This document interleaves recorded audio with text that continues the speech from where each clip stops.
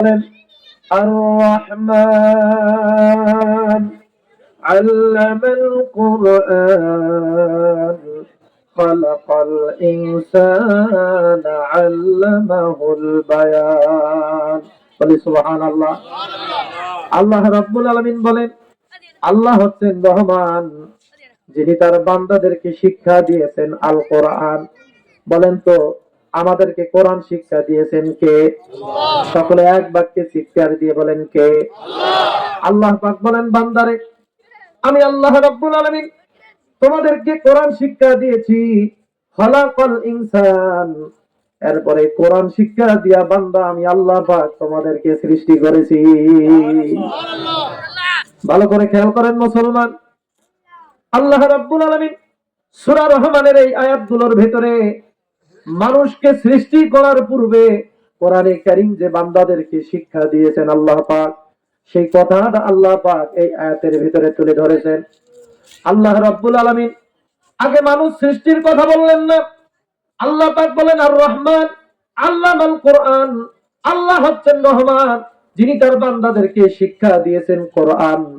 এরপরে আল্লাহ পাক বলছেন খলাকাল ইনসান, আল্লাহ পাক সৃষ্টি করেছেন ইনসান। বলি সুবহানাল্লাহ। মুসলমান ভালো করে চিন্তা করেন, আমার আল্লাহ রাব্বুল আলামিন মানুষ সৃষ্টি করার পূর্বে রূহের জগতে আমি আপনি যখন ছিলাম, আল্লাহ পাক সেই সময় আমাকে আপনাকে কোরআন শিক্ষা দিয়েছেন। ওইখানে কোরআন শিক্ষা দেওয়ার পরে আল্লাহ পাক মিন আইয়ি শাইইন খালাকা মিন নুতফাতিন খালাকাহু ফাকাদ্দারা তুম্মা সাবিলা ইয়াসসারা। চিৎকার দিয়ে বলি সুবহানাল্লাহ। আল্লাহ রাব্বুল আলামিন বান্দাদেরকে ডাক দিয়ে বলেন, ও বান্দারে, একবারও কি চিন্তা করে দেখো না আমি আল্লাহ পাক কোন জিনিস থেকে তোমাদেরকে সৃষ্টি করেছি রে বান্দা? আল্লাহ পাক বলেন, বান্দা, তোমাদেরকে আমি আল্লাহ পাক এক ফোঁটা পানি থেকে সৃষ্টি করেছি, মায়ের গর্ভে নিয়ে এসেছি, এরপরে নিরাপদে মায়ের ওই শিখন দরজা দিয়া তোমাদেরকে দুনিয়ায় নিয়ে এসেছি। সুবহানাল্লাহ। আল্লাহ রাব্বুল আলামিন বান্দাদেরকে বুঝাইতেছেন, বান্দারা, আমি আল্লাহ পাক তোমাদেরকে মায়ের গর্ভে সৃষ্টি করার পূর্বে তোমাদেরকে কোরআন শিক্ষা দিয়েছিলাম রূহের জগতে। আল্লাহ পাক রূহের জগতে বান্দাদেরকে ডাক দিয়ে বলেছিলেন, বান্দারে, আমি কি তোমাদের রব নই? আমরা সেদিন সকলেই বলেছিলাম ক্বালু বালা। বলি সুবহানাল্লাহ। আল্লাহ রাব্বুল আলামিন কোরআনে কারীমের ভিতরে সবকিছু বলে দিয়েছেন। সেই দিন আমরা রূহের জগতে আল্লাহকে ডাক দিয়ে বলছি, আল্লাহ, হ্যাঁ আপনি আমাদের রব। সেইখানে আমরা কোরআনে কারীমের শিক্ষা গ্রহণ করে বলেছি, ভাইরা আমার, ওই রূহের জগতে আমরা যে বলেছিলাম ক্বালু বালা, হে আল্লাহ আপনি আমাদের রব, এই কথাটা কিন্তু আমরা নিজের থেকে বলতে পারি নাই। আমার আপনার পয়গম্বর মুফাসসিরিনে কিরাম বলেন, আল্লাহ রাব্বুল আলামিন রূহের জগতে যখন বান্দাদেরকে ডাক দিয়া বলেন, ও বান্দারা রে, তোমাদের কি আমি আল্লাহ পাক রব নই? তখন আমরা জবাব দিতে পারি নাই।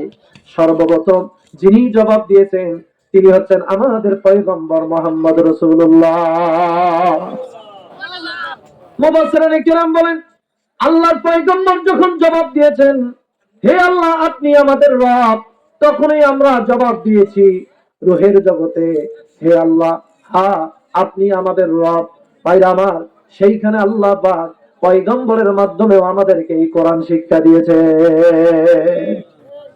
ভাইরা আমার, ভালো করে খেয়াল করেন, আল্লাহ রাব্বুল আলামিন বলেন, বান্দারে, আমি আল্লাহ পাক এমন রহমান, যিনি তোমাদেরকে শিক্ষা দিয়েছেন কোরআন তোমাদেরকে সৃষ্টি করার পূর্বে।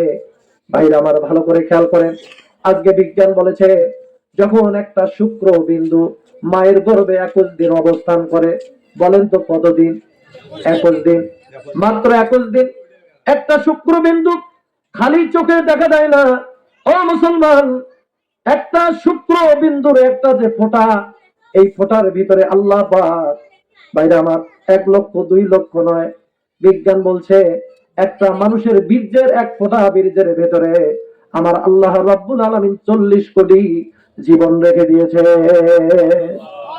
আল্লাহ পাক 40 কোটি জীবন রেখে দিয়েছেন একটা বীর্য ফোঁটার মধ্যে।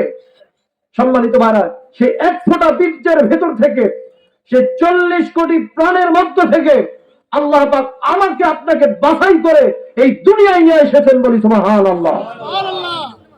তো বিজ্ঞান বলছে যে একটা মানুষ যখন মায়ের গর্ভে 40 দিন অবস্থান করে, তখন ওই লোকটার, মানে তখন তো আর মানুষ না, একটা শুক্রবিন্দু, ওই শুক্রবিন্দুর ভিতরে আল্লাহ পাক 40,000 নিউরন দান করেন। সুবহানাল্লাহ বলেন। বলেন কত হাজার নিউরন দান করেন? 40,000। নিউরনের কাজ হচ্ছে যে তথ্যকে সংরক্ষণ করে রাখা, তথ্য আদান প্রদান করা, এইটা হচ্ছে নিউরনের কাজ। এখন যেমন আমরা এই যে মেমোরি কার্ড আছে, মেমোরি কার্ডে তথ্য সংরক্ষণ করে রাখা যায়।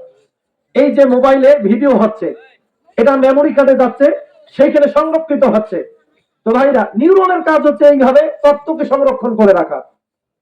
তো আমরা যখন মায়ের গর্ভে, আমাদের হাত নাই, পাও নাই, চোখ নাই, কিচ্ছুই নাই, একটা শুক্রবিন্দু হিসেবে আমরা যখন মায়ের গর্ভে 21 দিনের মাথায় ছিলাম, সেই সময় আল্লাহ পাক আমার আপনার ভিতরে 40,000 নিউরন দান করেছিলেন, বলি সুবহানাল্লাহ।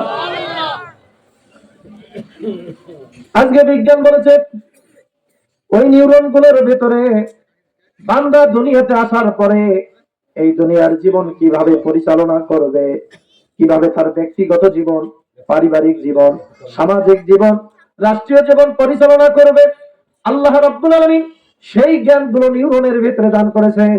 ও মুসলমান, ভালো করে খেয়াল করেন, বিজ্ঞানীরা বলছেন একটা নিউরনের ধারণ ক্ষমতা হচ্ছে 50 সেট এনসাইক্লোপিডিয়া ব্রিটানিকার সমান। সুবহানাল্লাহ বলেন।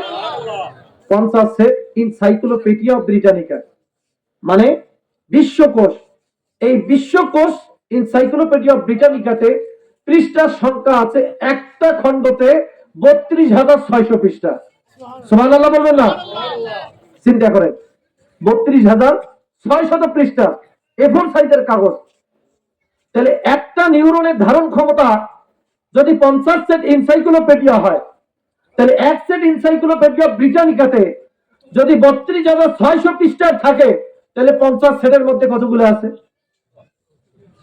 এখন এই 50 সেট, এইটাকে যদি আমরা গুণ দেই 40,000-এর সাথে, কত হাজার? 40,000, তাহলে পৃষ্ঠার সংখ্যা দাঁড়াবে 528 কোটি। সুবহানাল্লাহ বলবেন না? মানে 528 কোটি পৃষ্ঠায় A4 সাইজের কাগজে যতগুলো তথ্য সংরক্ষণ করে রাখা সম্ভব, আল্লাহ পাক আমি আপনি যখন মায়ের গর্ভে 21 দিনে অবস্থান করি শুক্রবিন্দু হিসাবে, আল্লাহ পাক এই পরিমাণ জ্ঞান আমার আপনার ভিতরে দান করেছিলেন, বলি সুবহানাল্লাহ।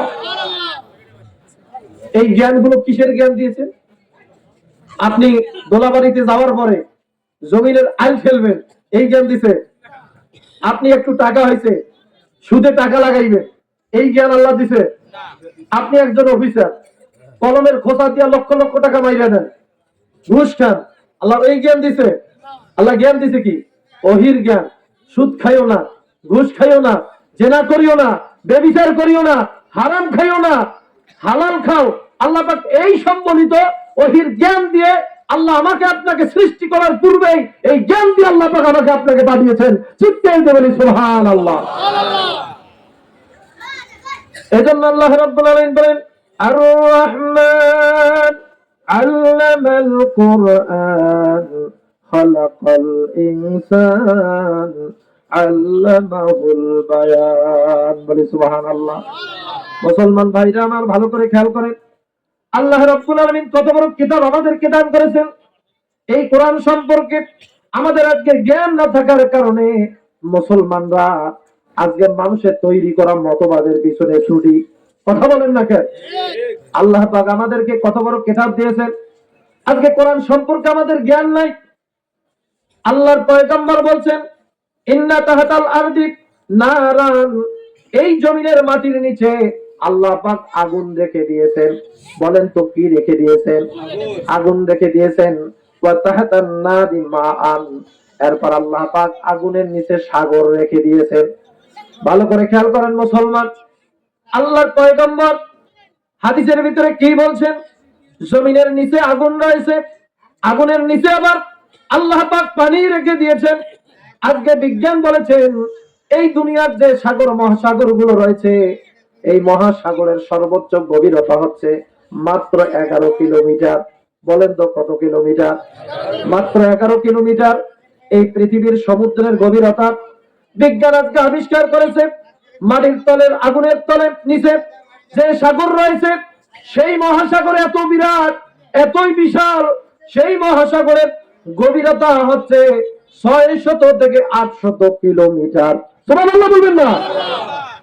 ভাইরা আমার ভালো করে খেয়াল করেন, 600 থেকে 800 কিলোমিটার মানে বাংলাদেশের এক প্রান্ত থেকে আর এক প্রান্ত। আমরা যদি নীলফামারী থেকে শুরু করি চট্টগ্রাম পর্যন্ত, এত বড় গভীর সমুদ্র আল্লাহ পাক মাটির নিচে যে সমুদ্র রেখে দিয়েছেন, সেইটার গভীরতা হলো এই পরিমাণ। বলি সুবহানাল্লাহ। আল্লাহ রাব্বুল আলামিন কোরআনে কারীমের ভিতরে জানাই দিলেন, ওয়ালাউ আন্নামা ফিল আরদি মিন শাজারাতিন আকলাম والبحر يمده من بعده 7 أبحر ما نفدت كلمات الله। سبحان الله। আল্লাহ রাব্বুল আলামিন ডাক দিয়ে বলে, বান্দারে, এই পৃথিবীতে যতগুলো সাগর রয়েছে, এই সাগরের পানিগুলোকে যদি কালি বানানো হয়, এরপরে পৃথিবীতে যত গাছ রয়েছে, এই গাছগুলোকে যদি কলম বানানো হয়, এরপরে আমি আল্লাহ পাকের কালামের ব্যাখ্যা লেখা শুরু করা হয়, লিখতে লিখতে গাছ নামক কলম গুলো শেষ হয়ে যাবে, কালি নামক পানিগুলো শেষ হয়ে যাবে। এরপর আমি আল্লাহ রাব্বুল আলামিনের কালামের ব্যাখ্যা লিখে শেষ করা যাবে না। আল্লাহ পাক বলেন, বান্দারে, 1 গুণ পানি শেষ হয়ে গেছে, এই পানির সাথে যদি আবার 7 গুণ পানি যুক্ত করে সেইটাকে যদি কালি বানানো হয় রে বান্দা, এরপরে আমার কোরআনের ব্যাখ্যা লেখা যদি শুরু করা হয়, এরপরও আমার কোরআনের ব্যাখ্যা লিখে শেষ করা যাবে না। আল্লাহু আকবার।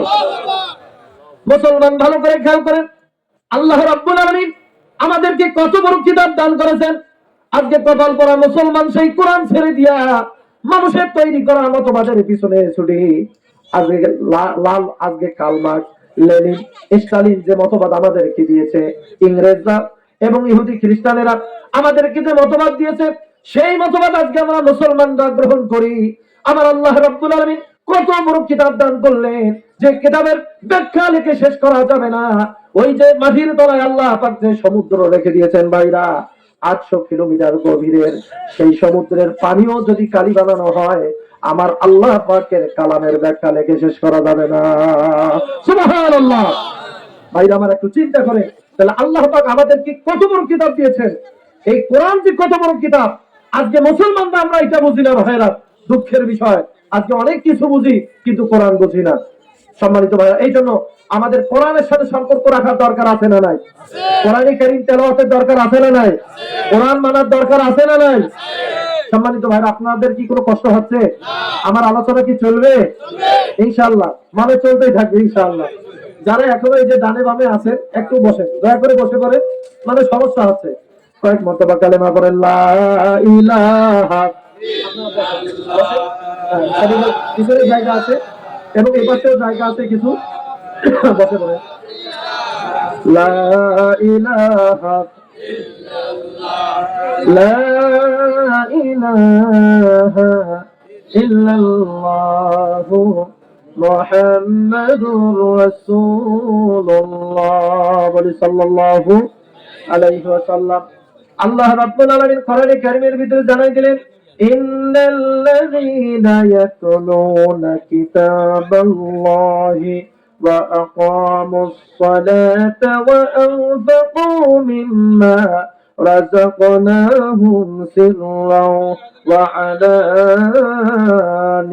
চিৎকার দিবেন আল্লাহু আকবার। আল্লাহ রাব্বুল আলামিন ডাক দিয়ে বলেন, বান্দারে, তোমরা যদি 3টা কাজ করতে পারো রে বান্দা, 1 নাম্বার হচ্ছে কোরআনে কারীমের তেলাওয়াত যদি তোমরা করো, কোরআনের আমল যদি করো, 2 নম্বরে নামাজ যদি কায়েম করো, নামাজ যদি পড়ো রে বান্দা, 3 নম্বরে যদি আল্লাহর রাস্তায় তোমরা খরচ করো, ব্যয় করো। আল্লাহ পাক বলেন, ইয়ারজুনা তিজারাতান লান তাবুর। বলি সুবহানাল্লাহ। আল্লাহ রাব্বুল আলামিন ডাক দিয়ে বলে, বান্দা, ও বান্দা, তুমি কোরআনে কারীমের তেলাওয়াত করতেছো, এটা মনে করো না যে শুধু কোরআনে কারীমের তেলাওয়াত করতেছো। তুমি নামাজ পড়লে পরে মনে করো না যে শুধু নামাজ পড়তেছো। যখন তুমি দান করবে মনে করো না যেন তুমি দান করতেছো শুধু, বরং তুমি এটাই মনে করো যে তুমি আমি আল্লাহ পাকের সাথে ব্যবসা করতেছো। আল্লাহ রাব্বুল আলামিন কোরআনে কারীমের ভিতরে কথা জানাই দিলেন। আল্লাহ পাক ডাক দিয়ে বলে, বান্দারে আমি আল্লাহ পাকের কালামের সাথে যদি সম্পর্ক রাখো বান্দা, ও বান্দা কোরআনে কারীমের যদি তেলাওয়াত করো, তাহলে তেলাওয়াত করতেছো এমনটা মনে করো না, মনে করো যে আমি আল্লাহর সাথে ব্যবসা করতেছো। আচ্ছা বলেন তো ভাইরা, আমরা যারা আছি আল্লাহর সাথে কি আমরা ব্যবসা করতে চাই? বলেন আল্লাহর সাথে ব্যবসা করতে চাই? কারা কারা চাই একটু হাত তুলে আল্লাহরে দেখান। লিল্লাহি তাকবীর, লিল্লাহি তাকবীর। সকলে হাত নামান। মুসলমান ভাইজান আমার ভালো করে খেয়াল করেন, আমরা যদি আল্লাহ রাব্বুল আলামিনের সাথে ব্যবসা করতে চাই, ও মুসলমান কোরআনে কারীমের তেলাওয়াত শিখা লাগবে, কোরআন শিখা লাগবে। কোরআন যদি শিখতে না পারি তাহলে ভাইরা আল্লাহর সাথে ব্যবসা করা সম্ভব না। কথা বলেন ঠিক কিনা? কোরআন যদি শিখতে না পারি ভাইরা আল্লাহর সাথে ব্যবসা করা সম্ভব না। তাহলে অবশ্যই আমাদেরকে কোরআন শিখতে হবে, কোরআন আমল করতে হবে, কোরআন দিয়ে জিন্দেগি পরিচালনা করতে হবে। কথা বলেন ঠিক কিনা? আল্লাহর পয়গম্বর হাদিসে বলছেন, দেখেন কিয়ামতের ময়দানে আমি আপনি যখন উঠে যাব, আমার আল্লাহ রাব্বুল আলামিন কিয়ামতের ময়দানে এই দুনিয়ার জীবনে আমরা যে নামাজ আদায় করেছি, কোরআনে কারীমের তেলাওয়াত করেছি, আল্লাহ পাক কিয়ামতের ময়দানে আমাদের এই তেলাওয়াতের সওয়াবটাকে একজন মানুষের আকৃতি দিয়ে তুলবেন। সুবহানাল্লাহ বলেন। মুসলমান ভালো করে খেয়াল করেন, আমার আল্লাহ রাব্বুল আলামিন কোরআনে কারীমের ভিতরে বললেন, ও বান্দা কোরআনে কারীমের তেলাওয়াত করলে পরে আমি আল্লাহ পাকের সাথে ব্যবসা করা হয়। আল্লাহর পয়গম্বর হাদিসে এই কথাটাই বলছেন ভাইরা। আল্লাহর পয়গম্বর বলেন, কিয়ামতের ময়দানে ঈমানদার বান্দা যখন উঠে যাবে, ঈমানদার বান্দার কাছে একজন ব্যক্তি গিয়া তাকে বলবে, ওই আল্লাহর বান্দাকে ডাক দিয়া বলবে, এই বৃদ্ধ লোকটা, হে আল্লাহর বান্দারে তুমি কি আমাকে চেনো? আল্লাহর পয়গম্বর বলছেন, বৃদ্ধ লোকটা বলবে, হাল তারিফুনি, আমাকে আপনাকে গিয়া বলবে যে আল্লাহর বান্দা তুমি কি আমাকে চেনো? আমি আপনি জবাব দেব, না না, তোমাকে তো আমি চিনি না, কখনো তোমার সাথে দেখা হয় নাই, সাক্ষাৎ হয় নাই, তোমাকে কেমনে চিনবো আমি? ভাই আমার ভালো করে খেয়াল করে, আল্লাহর পয়গম্বর বলে সেদিন ওই বৃদ্ধ লোকটাকে ডাক দিয়া বলবে, আল্লাহর বান্দারে দুনিয়ার জীবনে যে কোরআনে কারীমের তেলাওয়াত করছিলা, ওই কোরআনে কারীমের তেলাওয়াতের সবটাকে আল্লাহ পাক আজকে আমাকে একজন বৃদ্ধ মানুষের আকৃতি দিয়া তুলছেন। ভালো করে খেয়াল করেন মুসলমান। আল্লাহর পয়গম্বর বলেন, লোকটা তার সাথে এইভাবে কথা বলতে থাকবে, আল্লাহ পাক তোমার কোরআনে কারীমের তেলাওয়াতের সবটাকে বৃদ্ধ মানুষের আকৃতি দিয়া তুলছেন। দুনিয়ার জীবনে আল্লাহর সাথে ব্যবসা করেছিল, প্রত্যেক ব্যবসায়ী ব্যবসা করলে পরে প্রফিট পায় কি পায় না? বলেন তো পায় কি পায় না? আল্লাহর পয়গম্বর হাদিসের ইবারতে এই কথাটাই বলছেন। ওই লোকটা কিয়ামতের ময়দানে ডাক দিয়ে বলবে, আল্লাহর বান্দারে দুনিয়ার জীবনে প্রত্যেক ব্যবসায়ী যারাই আল্লাহ পাকের সাথে ব্যবসা করেছে, প্রত্যেক ব্যবসায়ী তার ব্যবসা অনুযায়ী আজকে প্রফিট পাবে। সুবহানাল্লাহ বলেন। মুসলমান ভালো করে খেয়াল করেন। এরপরে ওই লোকটা ডাক দিয়া বলবে, আল্লাহর বান্দারে দুনিয়ায় যেহেতু তুমি আল্লাহর সাথে ব্যবসা করেছো, আল্লাহ পাক আজকে কিয়ামতের ময়দানে তোমার ওই ব্যবসার প্রফিট তোমার ডান হাতে দান করবে। فأما من أوتي كتابه بيمينه هاؤم اقرءوا كتابيه আল্লাহু আকবার। মুসলমান ভাইরা আমার ভালো করে খেয়াল করেন, আমার আল্লাহ রাব্বুল আলামিন বলেন, কিয়ামতের ময়দানে আমি আল্লাহ পাক যার ডান হাতের উপরে আমলনামা দান করব। আল্লাহ পাক বলেন, ডান হাতের উপরে আমলনামা দান করলে পরে ওই বান্দাটা এত আনন্দিত হয়ে যাবে, খুশি হয়ে যাবে, খুশি হয়ে তার পরিবারের লোকদের কাছে যাবে, তার পাড়া প্রতিবেশীর কাছে যাবে।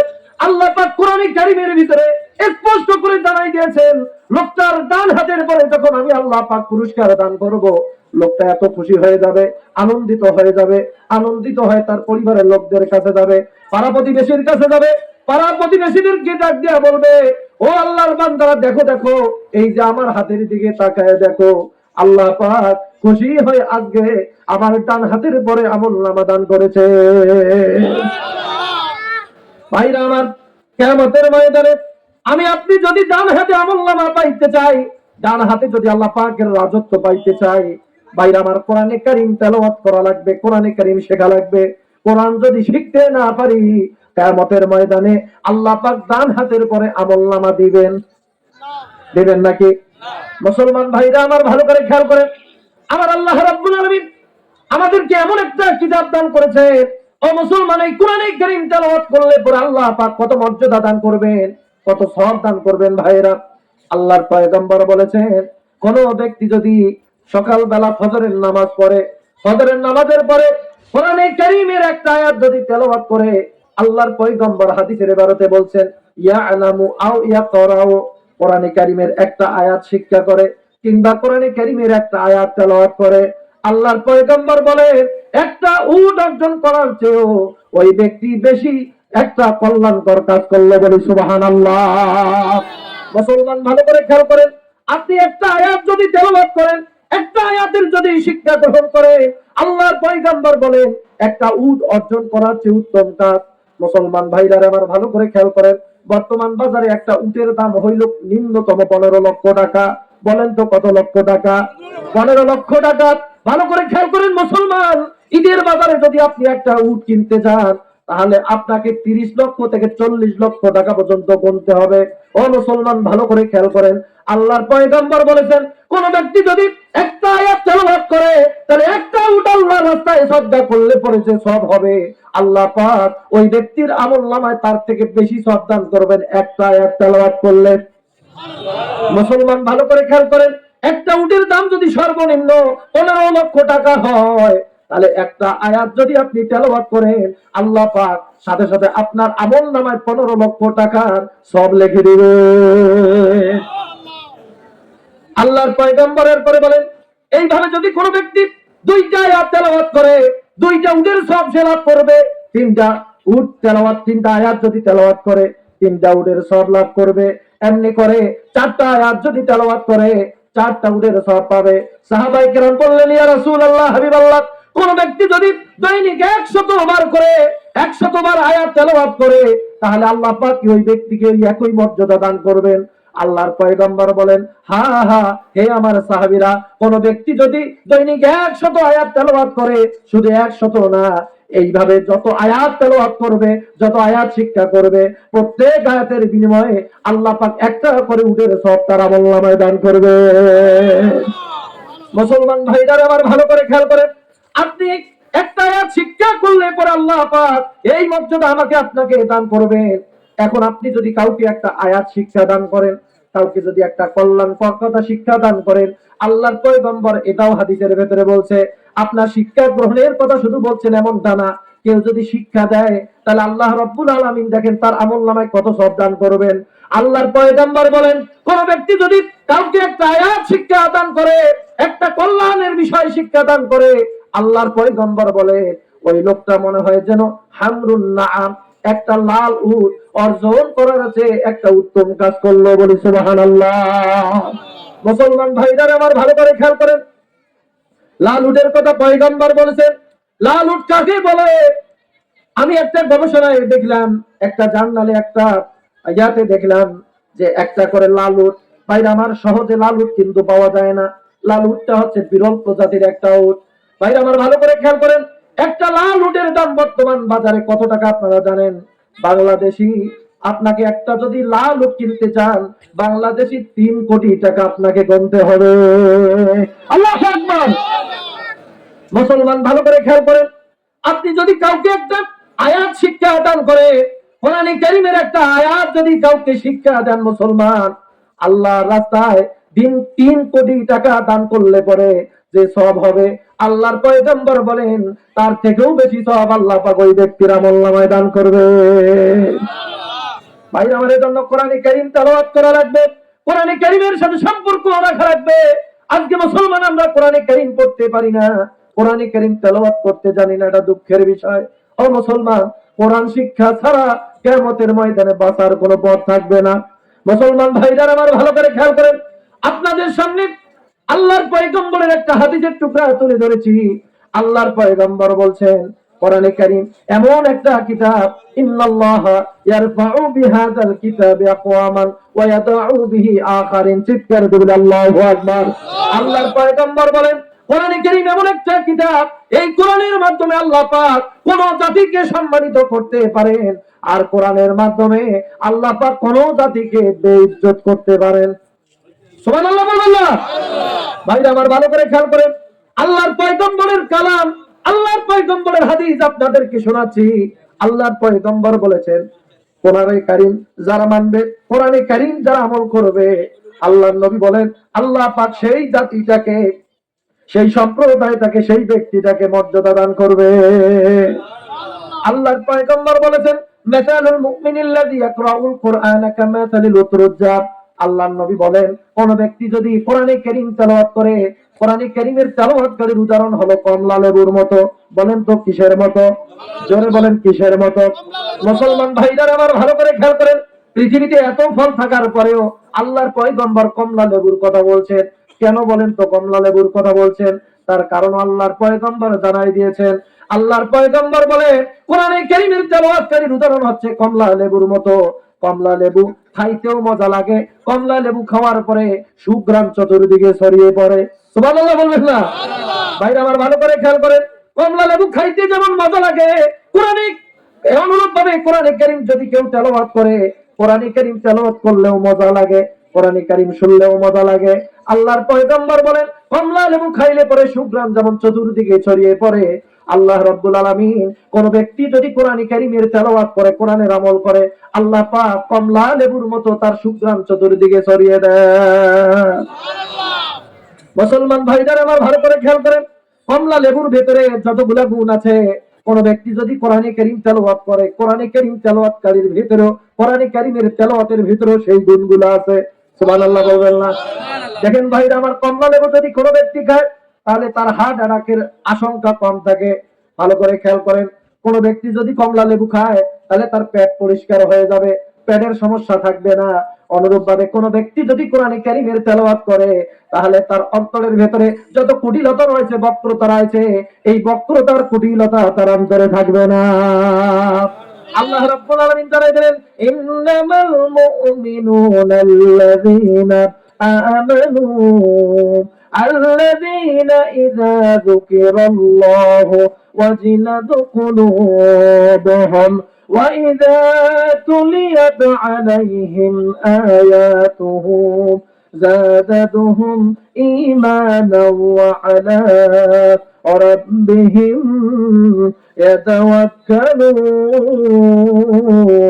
يتوكلون।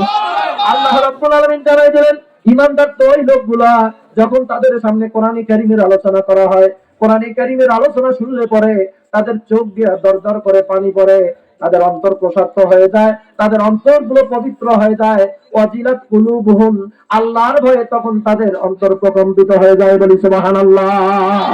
মুসলমান ভাইরা আমার ভালো করে খেয়াল করেন, কমলা লেবু খাইলে পরে পেট পরিষ্কার হয়, হার্ট অ্যাটাক আপনার করবে না।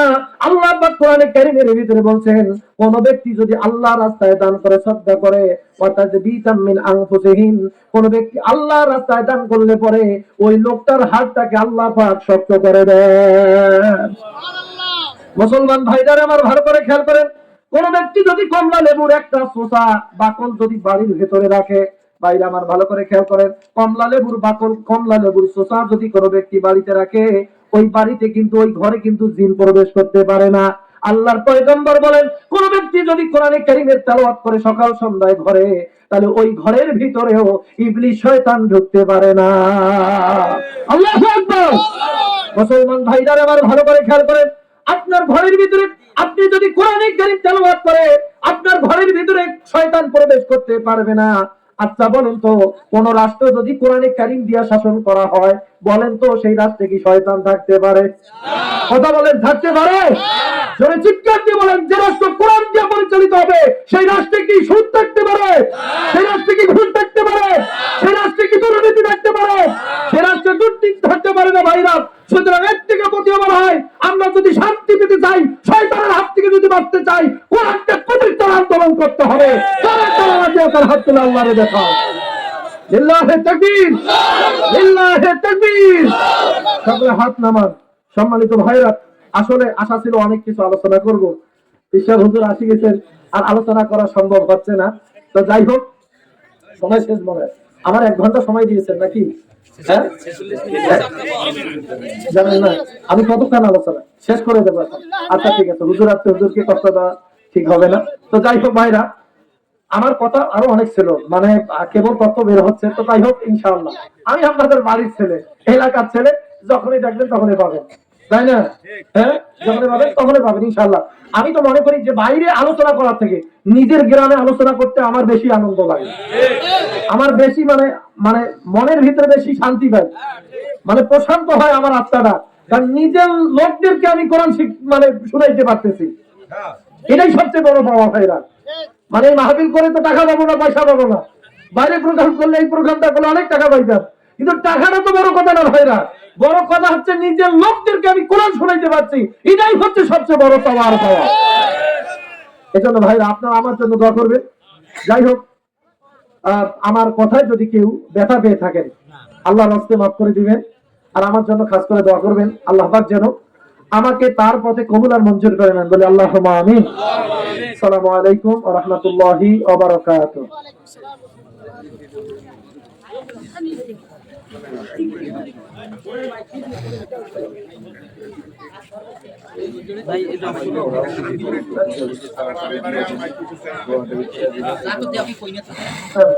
ভাই